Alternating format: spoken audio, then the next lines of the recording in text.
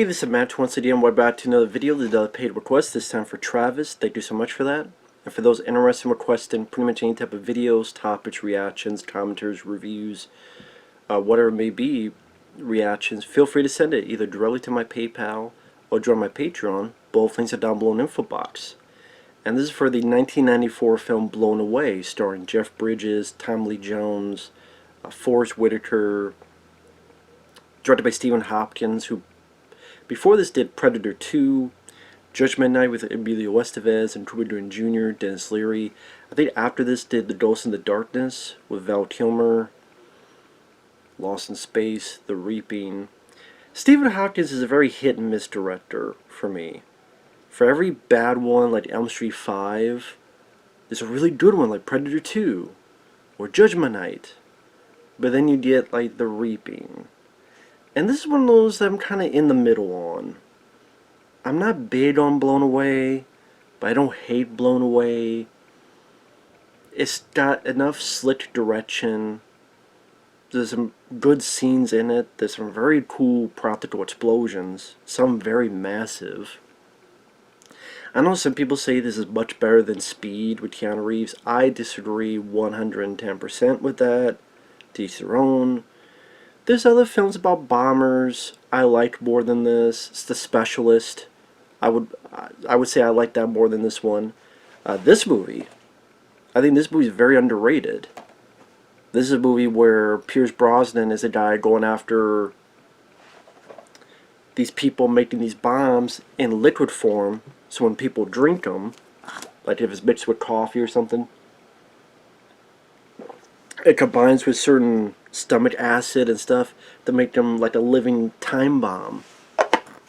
And like there's a courtroom where the judge's eyes are bleeding and she's like, her skin's breaking apart and it explodes. They have to get out of the way before the whole courtroom explodes.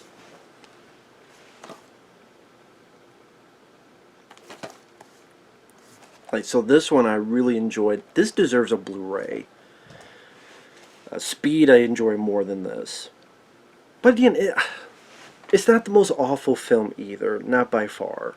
It's got a decent score by Alan Silvestri. Like I said, Stephen Hopkins has some pretty stylish direction in it. When the explosions happen, that's when the movie comes alive. The story, I didn't care a whole lot about the story. I thought the pacing, it's 2 hours long. I think there's 15 minutes you could have cut, and this, I think this movie needed two things. It needed tightened up quite a bit, and the two leads, get rid of the accents. They made it where I was disconnected with the movie. Because Jeff Bridges plays a cop in Boston, so he has the Boston accent. I can't even do a Boston accent, but do a Boston accent, and it just sounded fake and phony. I didn't buy it. I'm like, just don't have an accent.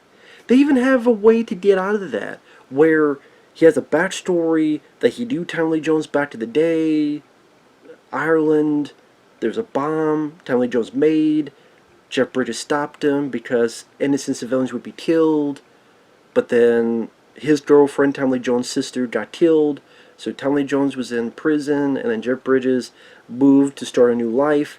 You just say a line of dialogue. Hey, hey, how come you don't have an accent? Well, I wasn't born and raised here. I mean, yeah, I've been here for a while, but not every single person that's there for a while gets the accent, or an accent. Maybe they do, I don't know, but I think there's ways you could have worked around it, or just don't have it in Boston. I mean, there's no essentialness to it being in Boston, or for Tom Lee Jones' character to be Irish. It's just superfluous. I can't even say the word right. That's why I shouldn't use words like that when I can't even say them right. But it just, the accents bother me, so it made Tom Lee Jones sound ridiculous. Ready for him to say, "Top of the morning to you, laddies." Ready to be on the front of a Lucky Charms cereal box. I was ready for Tom Lee Jones, "Don't steal my Lucky Charms." So it just, I've seen Tom Lee Jones play a great villain. before this he did Under Siege. He can do it. Just get rid of the accent, the ridiculous over-the-top Irish accent. Jeff Bridges, get rid of that accent. Although I just say his acting was, I enjoyed more. Because I didn't mind his character. Certain scenes, like he's part of the bomb squad. He's helping this woman. She has to keep typing or it explodes, and then he's disarming it, and he's trying to talk with her, trying to calm her down. I didn't mind that scene. And a lot of people, well, some people say this is better than Speed because they do more character development. But again, the development I didn't really find that interesting. I mean, it's kind of like The Specialist with James Woods and Sylvester Stallone at the beginning of that movie, but that one I find more interesting. My issue with The Specialist is anything doing with Sharon Stone. If you took out the whole Sharon Stone plot and just made it about Stallone versus James Woods and Stallone's a bomb maker, I think it'd be a much better movie. But I would say I like The Specialist more than this. Again, I like this movie and Speed more than this. I know Walter, who requests this, feels this film's underrated. I feel it's rated, I mean, it gets a 6.79 to B. It's a pretty high rating compared to a lot of other films. So Jeff Bridges is in Boston. He's part of the bomb squad. His uncle is played by his real-life father, Lloyd Bridges. He has a wife. He's got a kid. You have this new guy, because Jeff is ready to retire. You have this new guy played by Forrest Whitaker, who wants to be a hero, and he has this cocky attitude. And I like Forrest Whitaker as an actor. Nice to see him in there. Funny enough, Cuba Gooding Jr. is in it, and I don't even think his character has a name. He's in one scene in a classroom. I guess because he worked with the director on Judgment Night, which again, I love Judgment Night. But it's just weird that he had done Boys in the Hood and Judgment Night. He was one of the starring roles. And in this movie, again, it's one scene, like one or two lines, and again, I don't even think his character has a name in the credits. Just bomb classmate or something.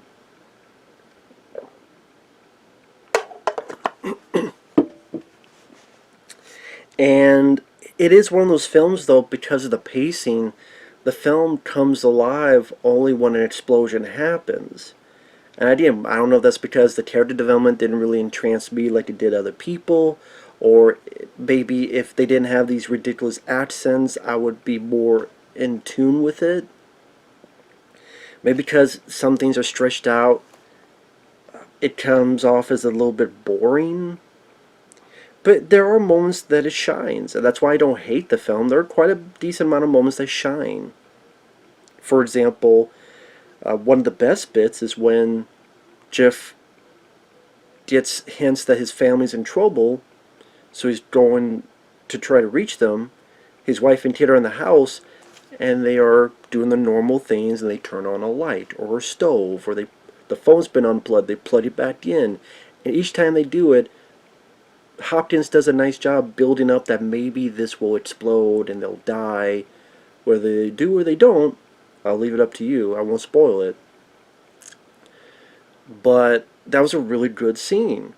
Like, there's a bit with the phone jack, and the director is like really up close, and you see it like inside going into the phone jack, and the way the sound design and the way it's directed.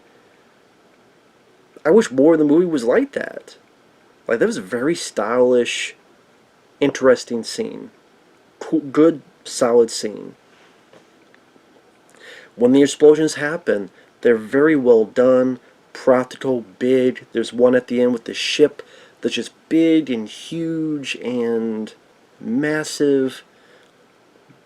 Great kudos to the pyrotechnic people and the stunt people being involved in these dangerous situations. I do like the idea of going after the bomb squad. People don't get mad at this. I kind of wish it was just this bad bomber, played by Tommy Lee Jones, don't need the accent, and I actually wish there was no personal connection between him and Jeff Bridges. Because then it'll make the bomber more mysterious. What's his gain? What's his goal? Why is he going after the mad bomber? And then Jeff Bridges is just this normal guy, ready to retire, but he has his one last gig. These are his friends dying. He's got to choose between his friends and his family. And this is a guy who you could relate to in the fact of you're just doing your job and this crazy asshole is doing this stuff and none of it's your fault. You had nothing to do with it, but you're caught in this terrible situation. You have to make do as best as you can. Personal preference wise, I actually would have preferred that more. And it could be like Jeff Bridges, again, I just moved here. That's why he doesn't have the Boston accent. You know, I wasn't raised here. I mean, I wasn't even born here. You know, he could make that joke. Was I here? Wasn't even born here. Or something like that. And that way, you don't need this strenuous stuff about the background with the IRA, but I swear there was a line where they said he was even too dangerous for the IRA. Again, nothing really comes of that portion of it. Even the Jackal had a little bit more to that background, the Jackal with Bruce Willis and Richard Gere, than this. Again, there are explosions. There's a bomb. There's a truck explosion that's pretty decently filmed. Like I said, there's an explosion on a ship that's massive and huge. There's at one point someone has a headphone bomb, which it's hard to say that out loud without laughing. A headphone bomb. I just if you take it off, you die. I didn't know whether I was going to laugh or not, because like, I mean, Lethal Weapon 2 had the toilet bomb, so I guess, you know, it's not as more ridiculous as that. But I guess if Lethal Weapon 2 did do a toilet bomb, why not a headphone bomb?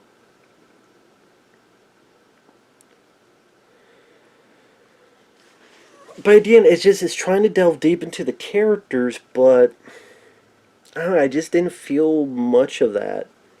I can't really wrap my head around what is it about that didn't intrigue me as much as it does for other people.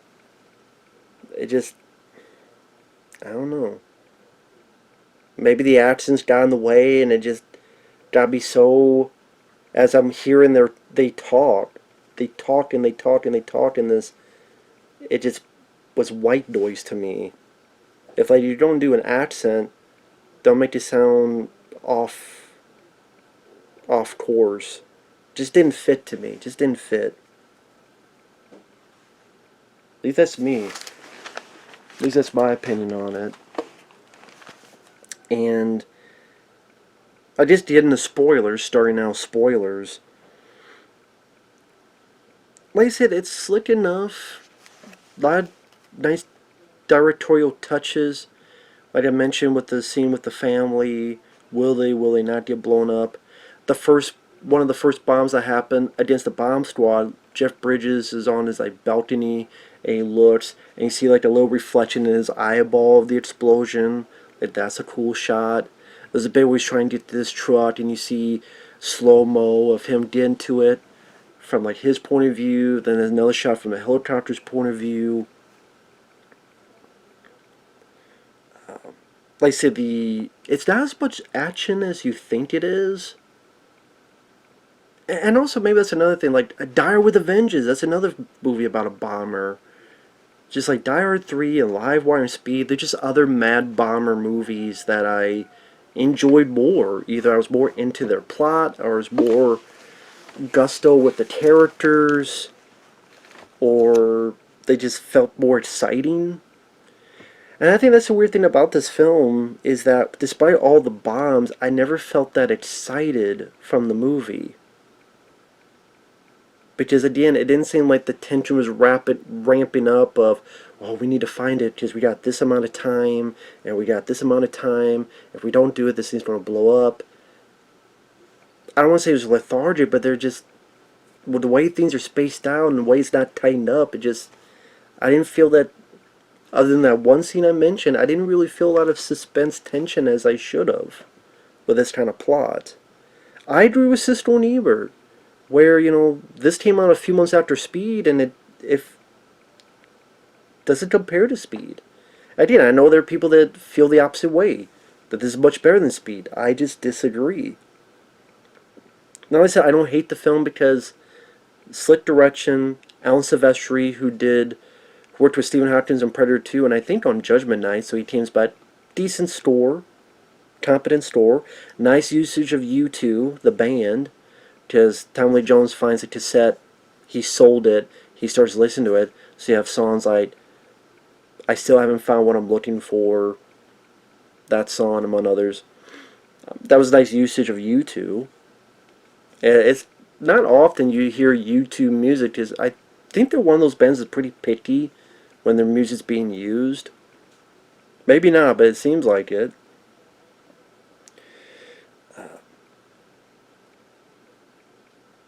Some of the bomb scenes, some of them are pretty overcomplicated, but I guess, hey, this guy's crazy, so that's why it's overcomplicated. Like, in the spoilers, like the uncle character, Lloyd Bridges, because this thing Tommy Lee Jones saw, he's like hooked up with all these arrows in him and stuff.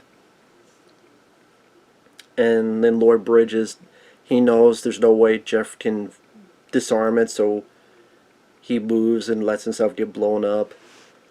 The way the music was in that is very, very over dramatic. I get it, it's a very serious scene, but it's very like,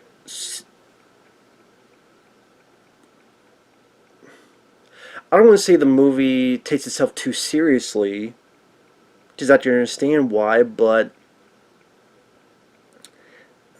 sometimes it was just like a little too over dramatic. Like, I understand it's a serious story, but this isn't, you know, it's always like trying to go for the Oscar or something. I don't know. The thing at the end on the ship where Jeff and Tommy Lee Jones are fighting, I like the cinematography in it. For some reason, his bomb in the ship is like this very, very complicated Rube Goldberg. This goes to this, goes to this, goes to this, because it's like a casino ship. So this hits the slot machine or roulette wheel, I should say, and the roulette wheel does this and it does this and it does this, and I'm like, why doesn't he just have a switch and it explodes in 2 seconds? I guess they give him enough time to escape. I would assume that's why, to be fair, but it seems like he was okay with dying himself, so, but maybe not. I guess to be fair, maybe is to give him enough time to escape the thing. I know that's one thing Cisco and Eva complained about, but I'm like, well, maybe it is like to give him enough time to escape, if he wanted to escape Tommy Lee Jones' character. Plus enough time for Forrest Whitaker to come, help Jeff Bridges, them escape. Again, those guys running, big, massive explosion. And then the movie's not done, then you have one more scene. Which, I mean, it's not fair to compare it because, it was being made at the same time as Speed. But the very last scene where there's a vehicle speeding and Jeff Bridges has to disarm some stuff, I'm like, you know what, Speed did it better. I know this sounds shallow, but I'm like, Speed did this better. And yeah, it's just one of those that I would just rather watch Speed or these other movies more than this. Good explosions, nice cinematography, decent Alan Silvestri score, nice directing style. Jeff Bridges, I would say if without the accent, I could say he's pretty good. With the accent, it's fine, I guess. Tommy Lee Jones just sounds too ridiculous. There's too many parts that were just kind of boring and made me kind of want to fast forward through it. And just, like I said, I'm kind of in the middle.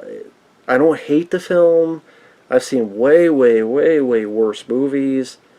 But it's just not exciting enough and not interesting enough for me to love it either. Again, I was more into Stallone versus James Woods in The Specialist. Just Sally Sharon Stone got in the way. I was more into this story and this concept. I love the concept in this movie. Speed, I thought, was very exciting and very thrilling. And this is just... I've seen better, I've seen worse. I know this does have a Blu-ray. For those who love the film, it does have a Blu-ray. That's why I hope this film gets a Blu-ray one day. But it is what it is. So with that said, thanks for watching. Take care. We'll see you guys later. Bye-bye.